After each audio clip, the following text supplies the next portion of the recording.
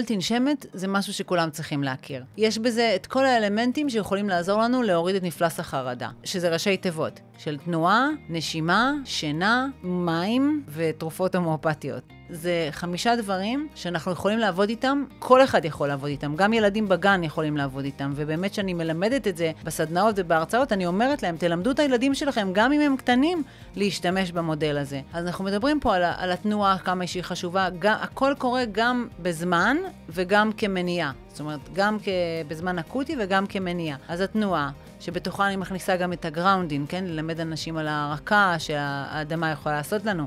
הנשימה הנכונה, זה חשוב איך לדעת לנשום. שינה היא סופר קריטית לנו בחוסן נפשי. מים, כן? מים אני מתייחסת לזה גם כהרקה, גם בשתייה וגם בטבילה.